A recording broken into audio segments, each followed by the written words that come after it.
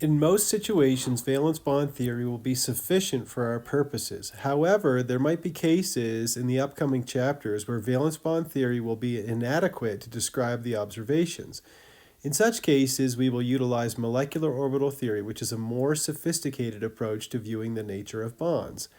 MO theory, or molecular orbital theory, uses mathematics as a tool to explore the consequences of atomic orbital overlap. The mathematical method is called the linear combination of atomic orbitals, or LCAO, and according to this theory, atomic orbitals are mathematically combined to produce new orbitals that we call molecular orbitals. It's important to understand the distinction between atomic orbitals and molecular orbitals. Both types of orbitals are used to accommodate electrons, but an atomic orbital is a region of space associated with an individual atom, whereas a molecular orbital is associated with an entire molecule. That is, the molecule is considered to be a single entity held together by many electron clouds, some of which can actually span the entire length of the molecule. These molecular orbitals are filled with electrons in a particular order, much the same way that atomic orbitals are filled. Specifically, electrons first occupy the lowest energy orbitals with a maximum of 2 electrons per orbital. In order to visualize what it means for an orbital to be associated with an entire molecule, we're going to take a look at the molecular orbitals of hydrogen, gas, H2, and bromomethane, CH3Br. And so consider the bond formed between two hydrogen atoms in molecular hydrogen, H2. This bond is the result of the overlap of two atomic orbitals, the 1s orbitals, each of which is occupied by one electron. So we have 1s1 here and 1s1 here. According to molecular orbital theory, when the two atomic orbitals overlap, they cease to exist. Instead, now the two atomic orbitals are replaced by two molecular orbitals, each of which is associated with the entire molecule. So we have a bonding molecular orbital here and an anti-bonding molecular orbital here. And so the number of atomic orbitals, 1, 2, is equal to the number of molecular orbitals, 1, 2, with each atomic orbital having one electron. These atomic orbitals are combined mathematically using the linear combination of atomic orbitals method to produce the two molecular orbitals that you see here on the slide. The lower energy molecular orbital, again, we call that the bonding molecular orbital, is the result of constructive interference of the original two atomic orbitals.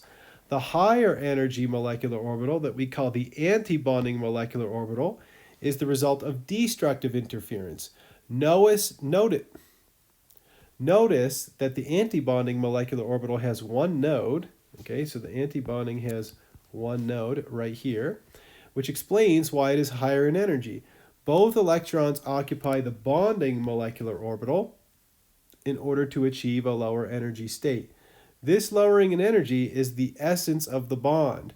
For a hydrogen-hydrogen bond, okay, in a H2 molecule, okay, and this is what we're seeing right here, the lowering in energy is equivalent to 436 kilojoules per mole.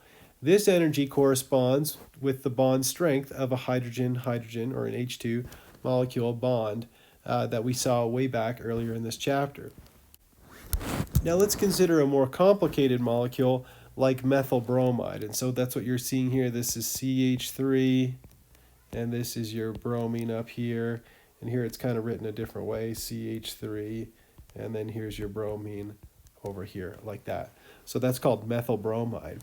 And methyl bromide obviously contains more than just one bond, like we saw in our H2 molecule. And valence bond theory continues to view each bond separately, with each bond being formed by two overlapping atomic orbitals. In contrast, molecular orbital theory treats the bonding electrons as being associated with the entire molecule. This molecule has many molecular orbitals, each of which can be occupied by two electrons.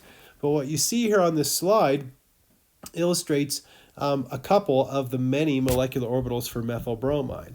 So if we take a look at this molecular orbital here, okay, this molecular orbital is capable of accommodating up to 2 electrons.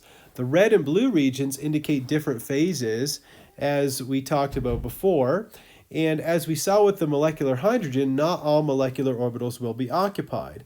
The bonding electrons will, of course, occupy the lowest energy molecular orbitals, okay, while the higher energy molecular orbitals remain unoccupied. For every molecule, two of its molecular orbitals will be of particular interest. The highest energy orbital among the occupied orbitals is called the highest occupied molecular orbital, or we call that the HOMO. And the lowest energy orbital from among the unoccupied orbitals is called the lowest unoccupied molecular orbital, or the LUMO. And in chapter 7, we're going to take a look at a reaction where the methyl bromide is attacked by a hydroxide ion. And in order for this process to occur, the hydroxide ion must transfer its electron density into the lowest energy empty molecular orbital, or the LUMO, of the methyl bromide. So the nature of the LUMO is going to be useful in explaining the preferred direction from which the hydroxide ion is going to attack. We're going to use molecular orbital theory several times in the chapters that follow. We're going to use it again in chapter 16, but that's not until Organic Chemistry 2, when we investigate the structure of compounds containing several double bonds. For those compounds, valence bond theory will be inadequate, and molecular orbital theory will provide more of a rationale for understanding of the bonding structure. And throughout this class, we're going to continue to develop both valence bond theory and molecular orbital theory.